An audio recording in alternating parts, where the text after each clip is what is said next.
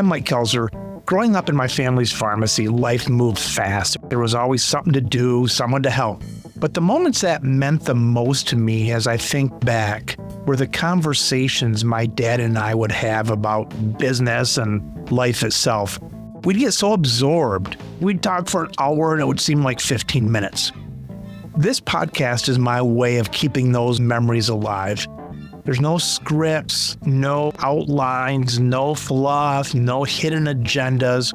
It's just real honest talk about the business of pharmacy and sometimes a little more. Let's dive in.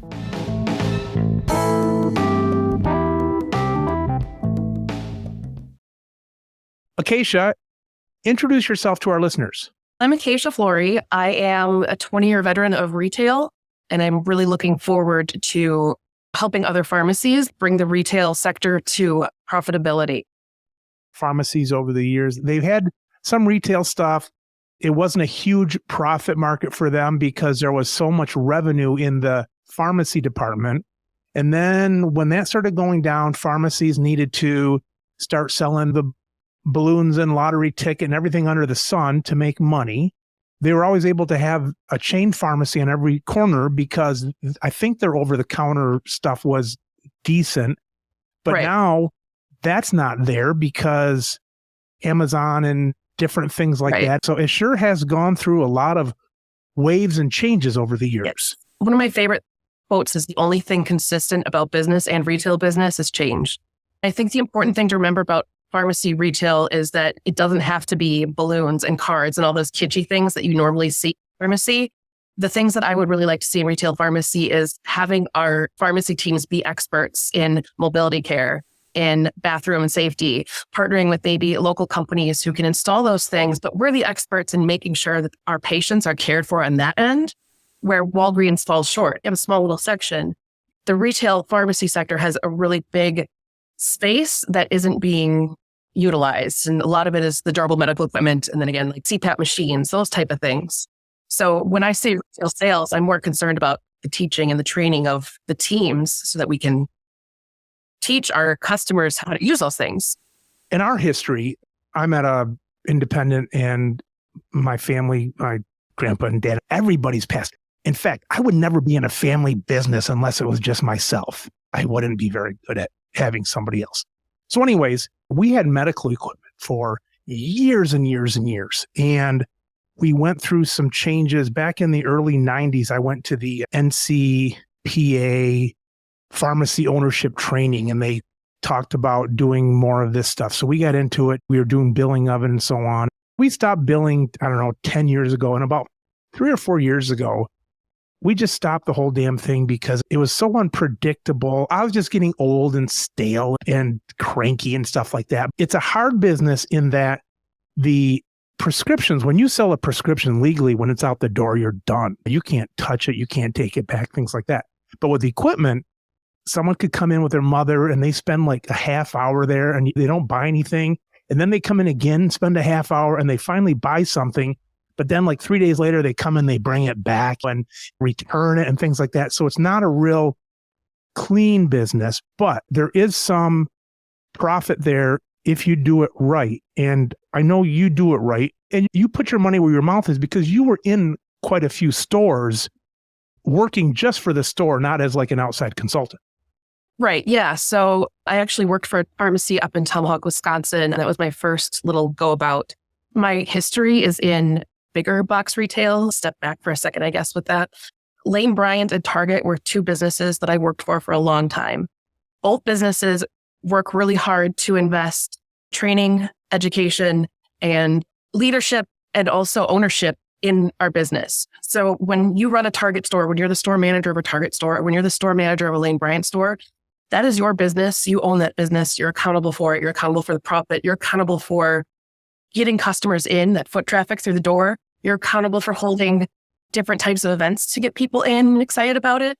I mean, the company is great because they provide you with resources, obviously. They have a bigger umbrella of resources. So when I started working for smaller pharmacies, I have all the skills I need to do these things so that the pharmacist can sit on the back, deal with the pharmacy stuff, let me run the retail business as a separate business. When we break down the numbers at two separate places that I worked at, the front end of the pharmacy and the back end of the pharmacy very rarely cross over. There's a little bit of cross-selling, but not a ton because we're too stressed with the other things to worry about cross-selling. So if we can dedicate a retail team to cross-sell for you guys, there's a lot of room to make sure that those returns aren't happening because that's a key metric that we make sure doesn't happen. There's a lot of things that we can do to teach teams and teach leaders on that end to make sure that it maintains profitability. And as soon as it's not profitable, we can see where that's happening and fix it.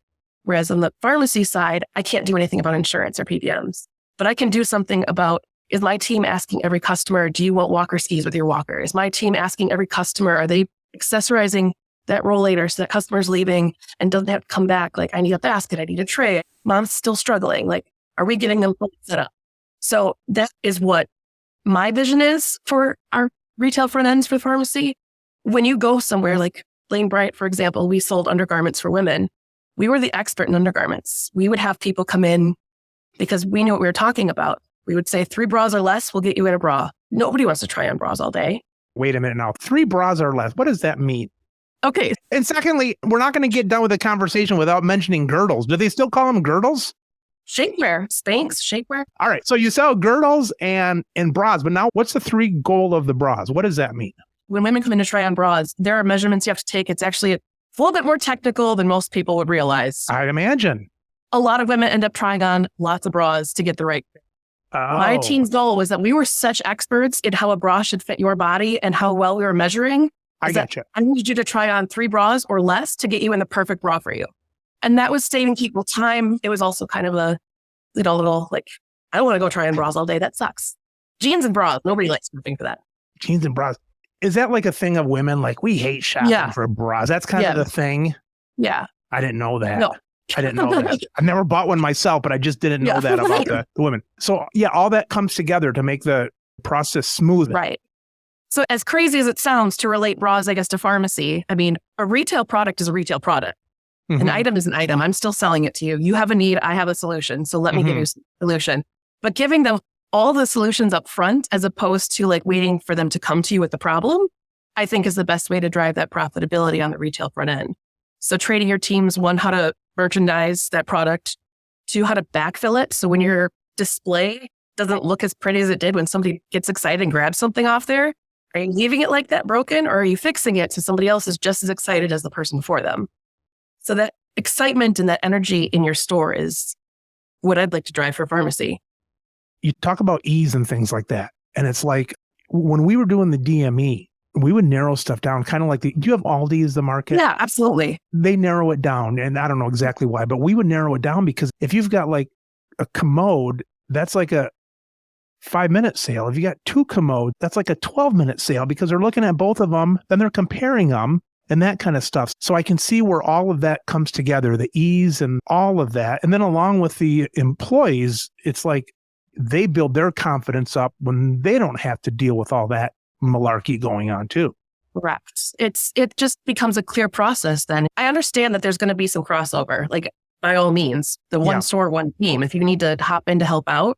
But I do think that there should be a distinct line between the front end and the back end, because I also think that if we can help those customers answer those questions with that customer service real quick, it sounds not real quick.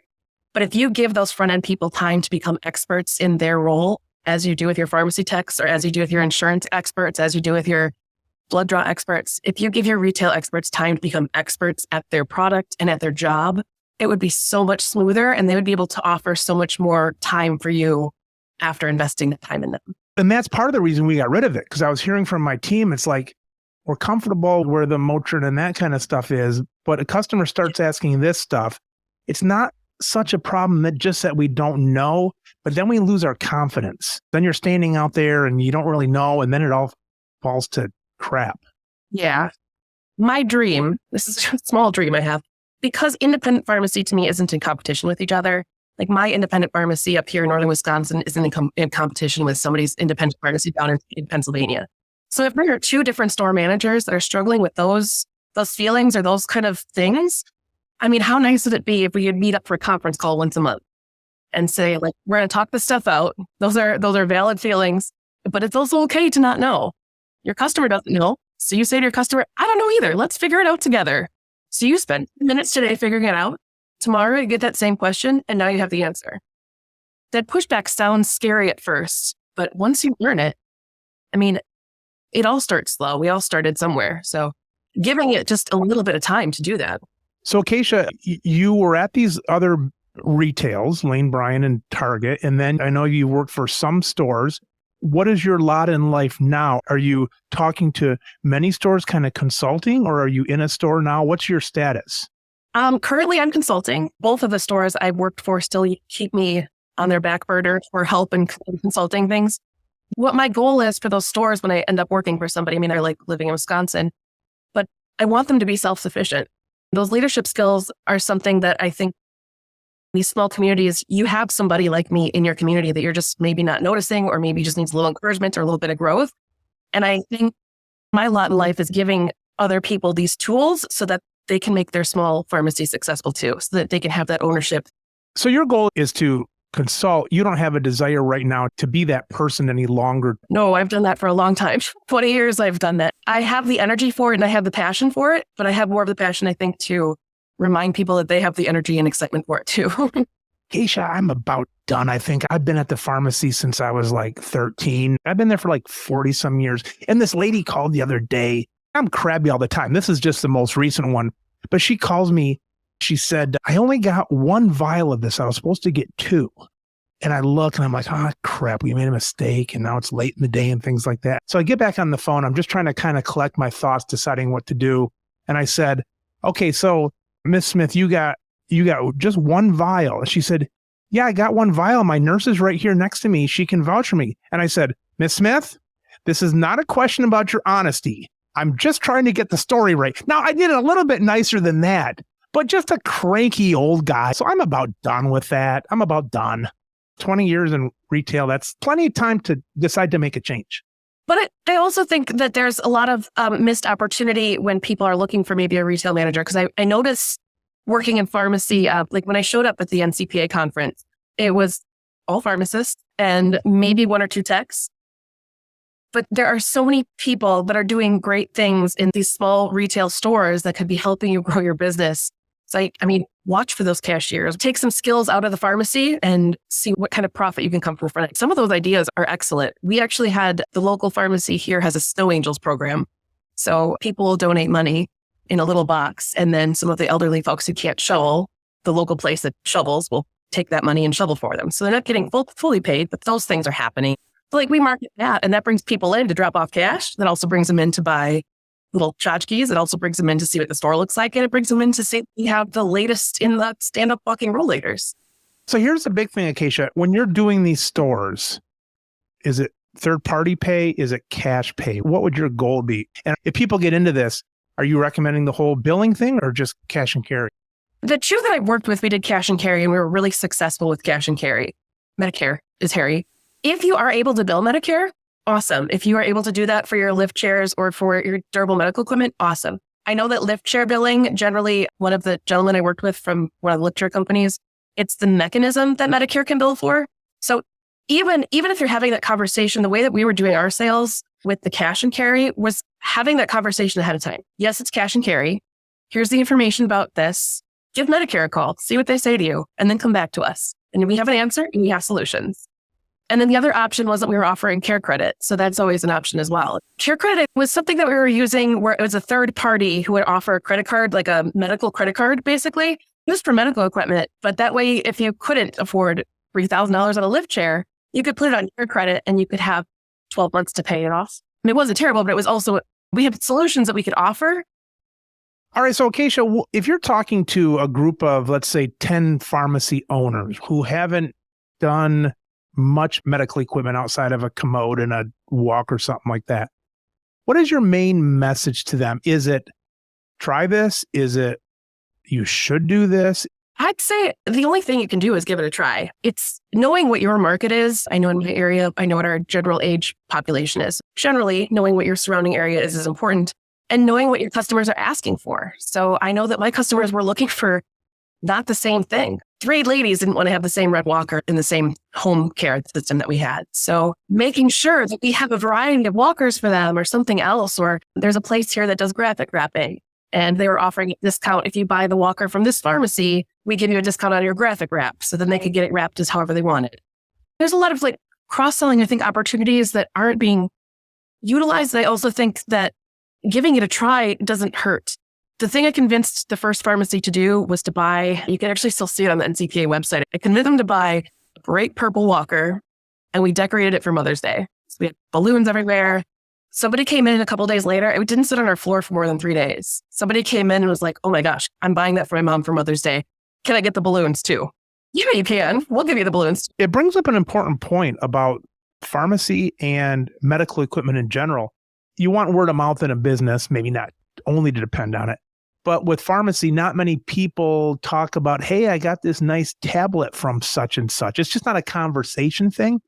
And with medical equipment, you do have some of that with the flowered walker and that kind of thing. There's a little bit more word of mouth. Well, depending on your demographic, there's some really interesting companies that are coming over from overseas, bringing like some Danish rollators. There's some really innovative stuff. One of the chairs that one of my clients just bought actually is app controlled. So her caregiver could control it on her phone and call it to her. And some of these things are really helpful for their day-to-day.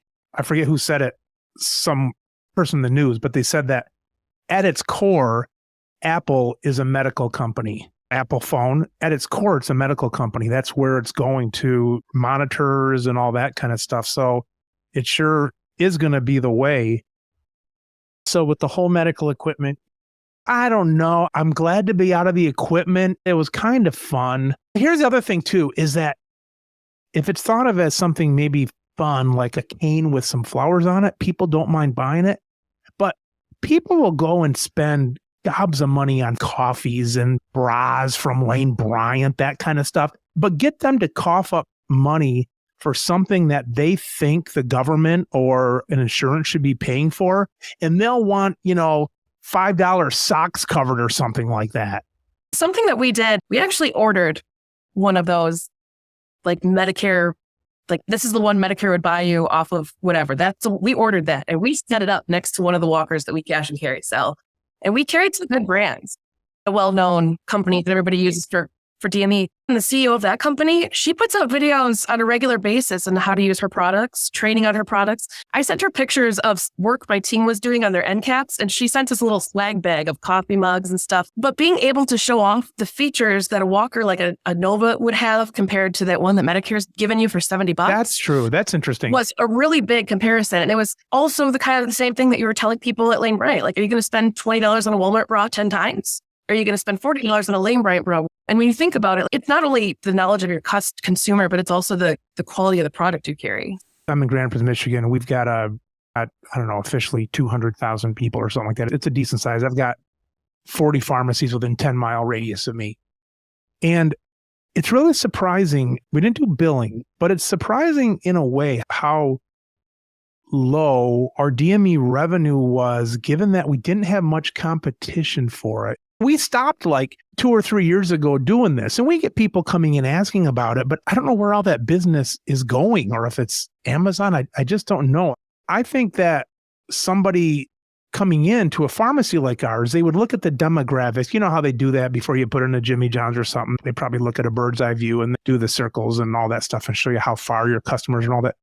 I would think that somebody would think that a store like ours could do a good job and have a decent revenue at that. And maybe we did, but just didn't seem worth it to us. Do you notice that your customers come in, though, after they've had a fall or a bathroom incident to get that stuff? Or is it before? I don't know. I mean, now I don't talk to them about it, but back in the day, it was probably, yeah, you're probably right. It was afterwards. So we didn't do probably real creative selling and trying to safety proof the home and things like that. Yeah. I mean, when somebody came in to buy a grab bar, we would have a checklist of all of the other things that would go with the grab bar. Like, if you're going to have a grab bar, get a stool, get a whatever. Let's set up your whole bathroom for you. Even if they're just asking about it, it's not always the sale that day. It's giving them that information because they'll come back to you. These are bigger ticket items. You don't have to carry a bunch of little stuff, and you don't have to have a huge DME inventory. We had mentioned some of the chain stores and that, and they might have, I think the average chain store might have 12 linear feet of that or something like that. How much do you think is too little? I mean, if you don't have any in your store, I think that's too little. I would say it depends, I guess, the experts that you're putting in your store. I think for Walgreens to be a health and wellness store, I think 8 feet is definitely too little for them. But I think for a pharmacy, I would say if depending on the size of your pharmacy, 8 feet might be all you have. But then utilizing that space to display differently, you could still fit 3 or 4 walkers in that space comfortably at different levels. So it's about merchandising too. Walgreens doesn't merchandise well. Years ago, this is probably 25 years ago now, when we were heavier into the equipment. At that time, there was some big box stores that they thought they could come in and kind of kill the market. I'm not sure how much market was there, but they thought they could come in and kill it.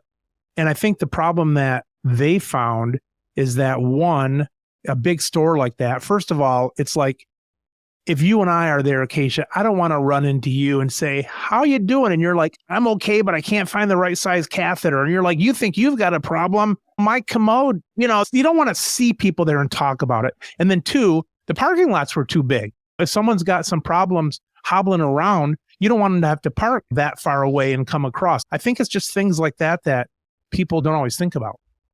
I agree. Here's the thing.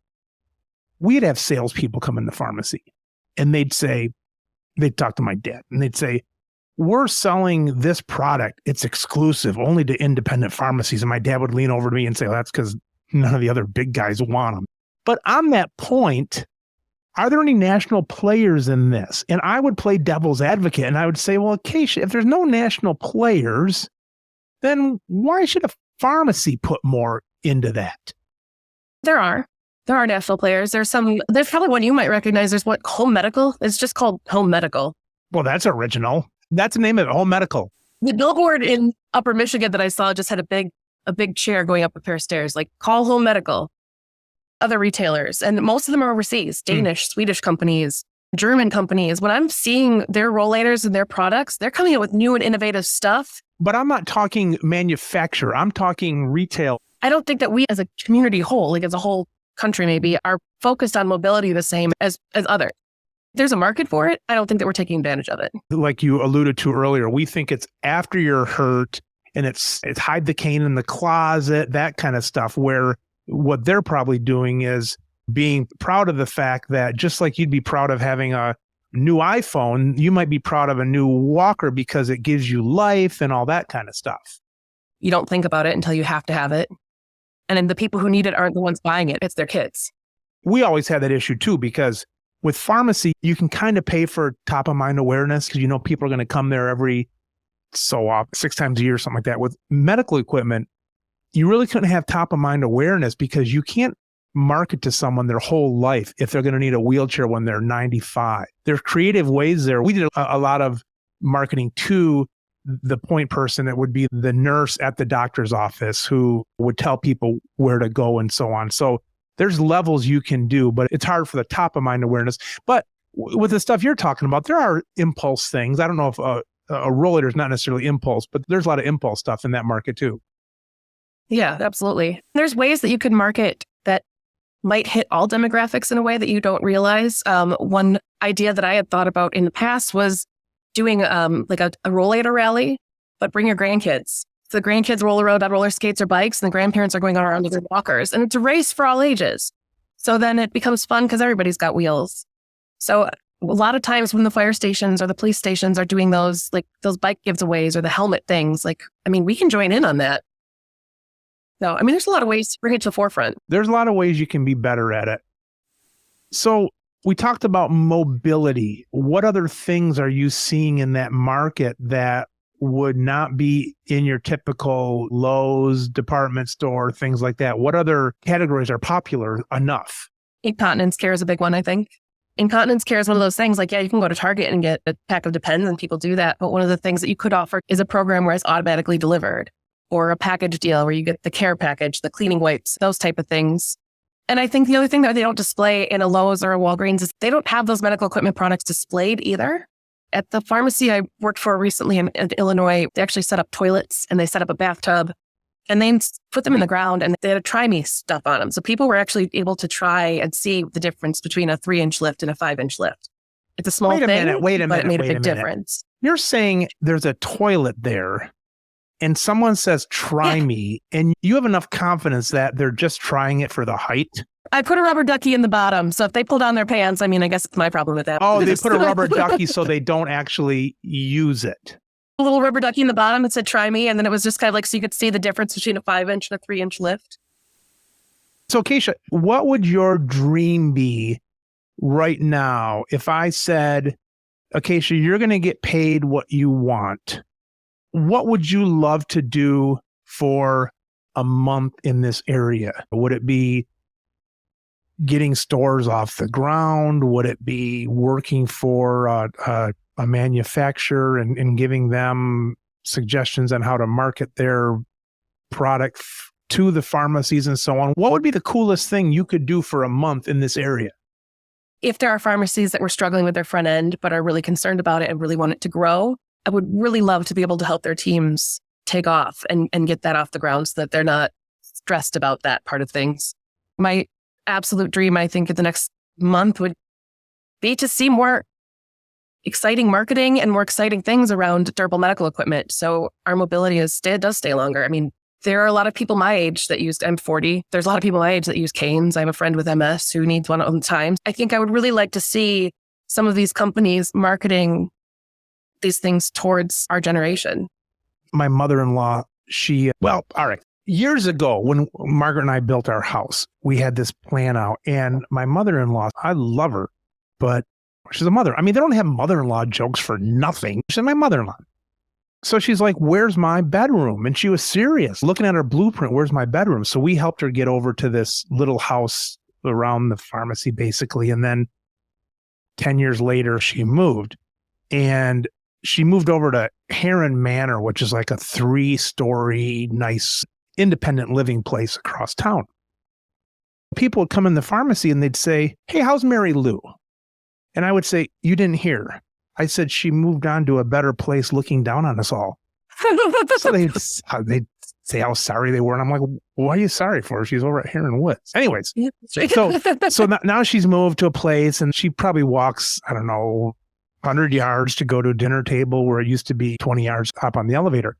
But the family, we were kind of watching her, and some of my siblings-in-laws, they were like, boy, she's not doing well, this or that. And I'm like, yeah, but give her a walker and she turns into a new person. She doesn't really put much weight on it. It's just a confidence thing. And then that might take her for 3 years. Then you could put her 3 years in a scooter or something like that. So I think these companies, if they would come out like you're talking and make it a kind of a cool thing, then it's like people are thinking about it. Like the kids are thinking about it way before they kind of give up on Mary Lou. My dad is a retired firefighter. So he's 63 now. He just had to have a knee replacement. I mean, and he had his knee replacement at 59, but he didn't want to use a cane or a walker because it made him look old. Like, you just had a whole knee replaced. You're going to have to use one. If they could make it cool to have them, well, like right now, all right, Acacia, you don't know me, but I don't have my glasses on right now because of the distance of the screen and things like that.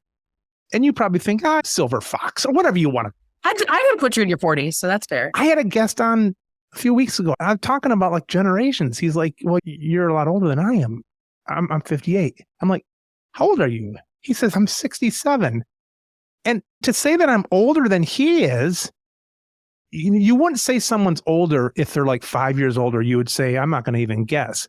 To say someone's older, you got to be pretty damn sure they're older. So he's 67. He had to put me at like 80 or something like that. Anyways, my youngest son is 14 now. And when he was like 6 or 7, I'd get in the room with him and I'd tussle with him. I'd take my glasses off and he'd say, put your glasses back on. Because I look like one of those grandmas that they take their glasses off and they look like they're just woke up from the dead without the frames on. So anyway, my point is glasses have become a fashion. They're a fashion. I have 5 pairs I could grab right now and flip them out. But you don't think about that with walkers and canes and things like that. But why not? Exactly. That again comes to cross-selling. I think one of the last pharmacies I was working for, we actually bought bike bags because they looked way cooler than any of the walker bags. I could find walker bags with purple butterflies. I could find walker bags with blue bubbles, but I couldn't find anything that screamed like, I'm 55 and I'm still cool. So we were buying like bags for bicycles and they were awesome. Those were selling better than the bags for walkers.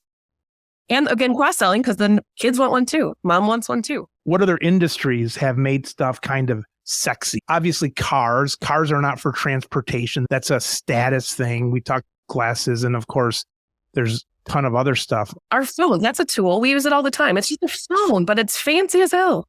If I don't have a pretty case, I'm not happy. I haven't come across it, but I'm sure in every certain status of school system, if you don't have the most recent iPhone or down a level, you're like a laughing stock.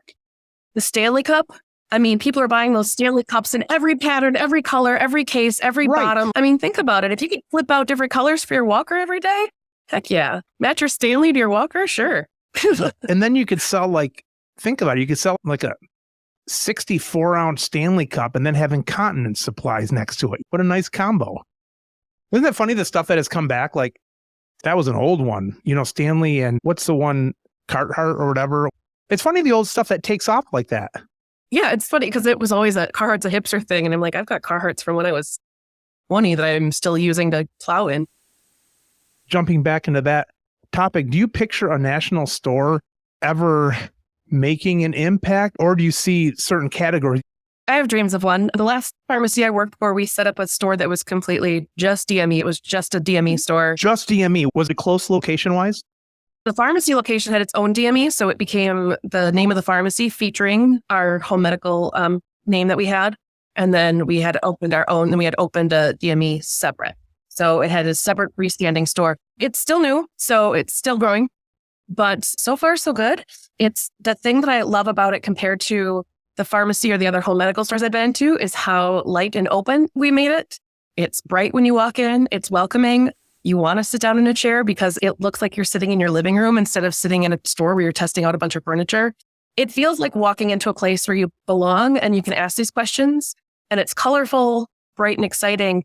And people can try out the products and have plenty of floor space to ride a scooter around and get the feel for it, as opposed to feeling like they're taking up somebody's sick space in the pharmacy. Back in the day when we did our stuff, that was a thought of mine because I think medical equipment was better in the pharmacy than like our pharmacy in a comic book section or something like that. I think medical equipment was a lot better. But I would say to myself, all right, if somebody opened up across the street from us in equipment and they were just equipment, would my pharmacy be a draw for our equipment? Or would it be a negative draw, detriment? I actually had some space next to our store. I could have done something, but then you've got an employee in there. I could have done it. I think I would have been further ahead if I would have done that, because I think it's just, if you're going to go get something, you're going to go to such and such mobility instead of just going to Joe's pharmacy. So Joe thinks he has a draw for that, but he probably doesn't when it comes down to someone that's marketing just directly for that. So one of the pushbacks that we get when I talk about bringing DME in pharmacies too is, well, Amazon carries that.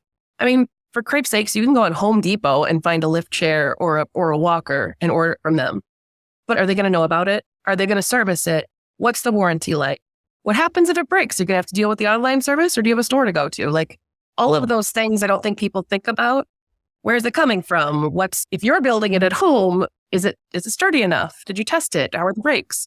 So I think those are big things that our pharmacies and an independent store would be able to offer as well, as opposed to somebody pushing back. Well, I can get $10 cheaper on Amazon. Well, your $10 is making me keep you safe. Some people just want to try it, or they want their mother to try it, that kind of stuff.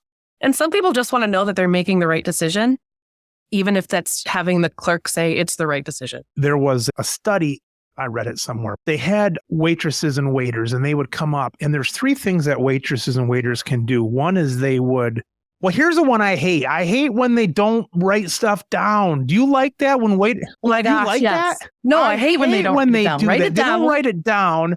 And then the workers, when they come back and ask, it's like, all right, you don't have to write it down if you're going to show off and do a good job of it, but don't drag your ass back here and ask me what it was. Just get your pencil out. So there was that one, but here's the 2 other ones you could do. One is when people would say something and the waiter would say, good choice. There was that one, but there's also the waiter that said when they said it, they would write it down and they'd repeat it back to them. They'd say, you want a double burger with cheese, this and that. They said those people, I don't know who the hell did the study, but they said those people got better tips than the other two. People wanted that comfort. They want to be heard. They want to be recognized, and they want confidence. I actually had a friend go shopping for some furniture the other day, and I asked her if I could borrow this experience. But she walked into a furniture store and she walked out and posted, I have grown-up money to spend and I need a new couch. And I went in there and I asked the gentleman 2 questions, and he seemed so exasperated by my questions. And I know that they're simple questions, but it's a big investment for me. But I went to the other furniture store and oh my gosh, they were so excited to take my money. And they were so nice and helpful. And it's like, even just that little bit. We could all do better in retail of inviting people in. I could do better instead of yelling at the lady for saying I was questioning her truthfulness. But I think that that's too, again, we're having that little bit of space for that. The retail front end team gives them a little bit more of like, they're not dealing with the rough stuff in the pharmacy. You're absolutely right. The pharmacy people, it's a different crowd. They're coming in and they want something fast. And they're frustrated and they're angry with insurance and not you. And that makes it really hard for our DME team to want to help people who actually need the help for that stuff. Yes, they've been at the doctor all day and their kids are crabby and all that versus somebody who, you know, they want to have a better life for their mother, something like that. So it's a different crowd, and you can rush a pharmacy thing when it should be a more of a drawn out HME stuff. And typically the profit margin's there to spend more time with people. But I think then too, if you can set some clear goals on what you need your retail space to be profitable, so you can have a full-time, like even at the one I was working for, it was just me. I was the one full-time retail person, which is fine. I trained other people to cross-train when they had the 4 hours here, 3 hours there. Well, our problem we had is back in the day, we were open up just crappy hours. I mean, we were open like all retail pharmacies. We're like 9 till 10 at night and Saturdays and Sunday. I always said to myself, I'd do a good job with HME stuff if I could have a 9 to 5 Monday through Friday. That's what we are now. That was part of the problem in our store, where we'd be open a Saturday 9 to 8 and you'd have 3 or 4 16-year-olds working with a pharmacist who's got his ear tuned to the Tigers game or something like that. And no one knew what the hell was going on. But I can see if you had like a 9 to 6 and you had someone, now you're dealing with vacation and all that. So you can't just have a sole person, but you can have someone who's really good at it. I mean, you could have a leader in that position at least, somebody to direct, somebody who owns that space, I guess. Like give them that space and this is your job. And if it's profitable, we're going to talk to you about why and we'll figure it out together. But like that would be their job basically, is to make sure it's profitable. The other thing that was always hard for us is, and I could have changed this, but you had a selection of stuff and you were never quite done. In other words, you had like a wheelchair and they needed this, but they needed a left leg rest, but they needed something else over here. And it's like, if I could have done that over, I don't know if I would have narrowed down like we talked about the one commode versus 2. I don't know if I would have narrowed it down or what I would have done exactly, but there's a certain beauty of having just onesies and twosies of things and saying, this is what we have. Absolutely. And I think it depends again on what you are. So if you were a full-time durable medical store, like by all means, you should always be full and have everything that you need. If you're the small independent pharmacy, what are your top 5 sellers? What flies out the door most? Make sure those are always in stock. Maybe have a little bit of back stock. Other than that, we know we can usually get the next day or the day after with that stuff. I mean, most of the DME places are pretty quick with your ordering systems. I was surprised the major wholesalers, I haven't looked in 10 years, but the major wholesalers never did much of that. One of the things that would have been good to have a company with one manufacturer or at least one distributor that kind of labeled everything from theirs, because you'd get like wheelchairs and these wholesalers, I'm surprised they didn't dedicate more to it. The 3 big ones, because it was just, they'd have like different wheelchairs every month. And it's like, no, we needed that wheelchair because that leg rest does that thing. And that person wanted that. They were just all across the board on that. But as far as merchandising, I kind of always liked the impulse items. Do you remember Ronco? What was Ronco? It was a beef jerky maker, that kind of stuff. There's probably a crap load of that stuff out there for medical equipment, but that's a kind of idea, stuff that is kind of fun medical equipment. We did some of that. We would get some exercise balls in and this and that. We did some of that, but there's a lot of cool things you can do. But then, I mean, every pharmacy probably either has a Facebook or an Instagram, right? For your local community. Now, if you want to advertise your DME, I mean, give that to your manager too and say, start advertising our DME. Make us some ads for Facebook. Do something goofy or something fun. You can make little short videos. There's TikTok challenges. there is a assisted living that was having their people doing TikTok challenges. And it was so cute because they'd say things like subject is running away. And the lady would look at you with her walker and she'd go, running where? There's some really cool things you can do there. That's the whole thing. I think the gist of it is it's got to be cool, forward thinking, this side instead of that side. And like we talked, it's going to be slow, but someone's got to keep making it cool. And I feel weird saying that because it's like, when would they ever make commodes cool or something like that? But somebody will do it. Somebody will find a way. Somebody tells you you have to try a bidet and you're like, heck no. And then you own one and now everybody owns one. Once you own a seat lift, everybody's going to own a seat lift. You opened up a subject there, bidet. I'm not going to ask if you have used one, but has somebody very close to you ever used a bidet and you've talked to that person? Yes, and they're fantastic. This is what my uncle told me.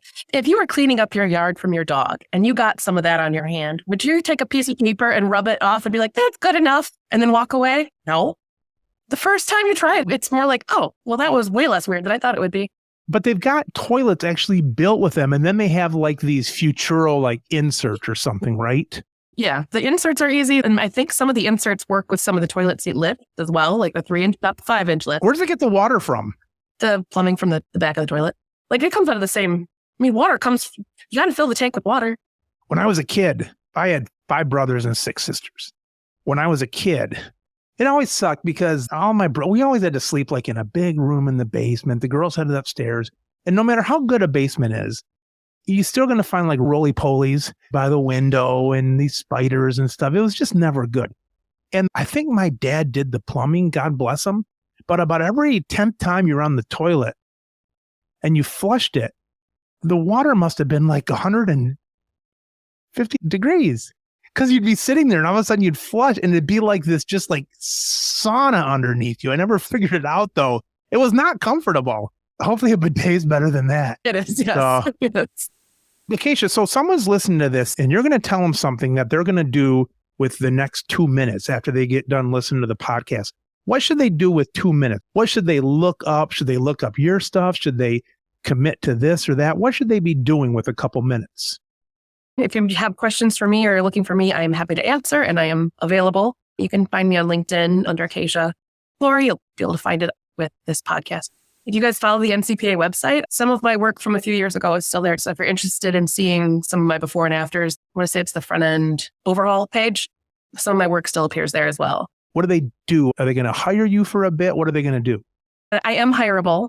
I can do a virtual consult with you and see what your store looks like. If you want to pay me to come travel and come see your store and do a one-on-one and have some conversations with you and your team, I can do that. What I'm really hoping to do is gather a group of couple pharmacies, be able to have a monthly conversation with some front-end team leaders or front-end managers so that we can use each other to network and grow. So if anybody's interested in maybe doing a monthly or bi-weekly session with me for an hour, that would be fun too, so that we can network and get some ideas out there for you guys. I don't like networking everything because you just don't need to with some stuff.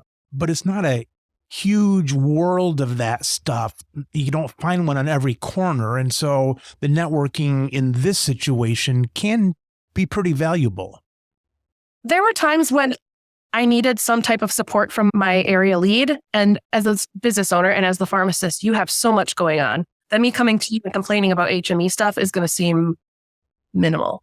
So having a network of people who are dealing with the same problems and finding same solutions, and even just maybe dealing with the same pushback from customers, having people to bounce ideas off of, or even, I guess, kind of fit sales to back and forth. Sometimes we would fake sales with each other so we could get the verbiage right, is really nice to have. And I know that you as pharmacists, that's why you go to those conferences, so you can do that. It's really important, I think, for your teams, and if you're going to put somebody in charge there, to have some type of support, whether that be me or a network that they've created that are doing the same things or doing similar things so that they can support each other in their ideas. Well, golly, Acacia, nice to meet you. It was a pleasure talking to you. It's fun to get into the old stuff again and bitch a little bit and then have you there to sort of balance things out for our listeners. But they got to get all sides. We got to be honest with them. But it was a pleasure having you. I appreciate you having me on. Thank you so much. It has been awesome. It's been great meeting you.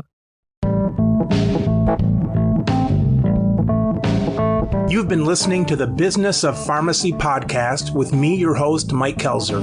Please subscribe for all future episodes.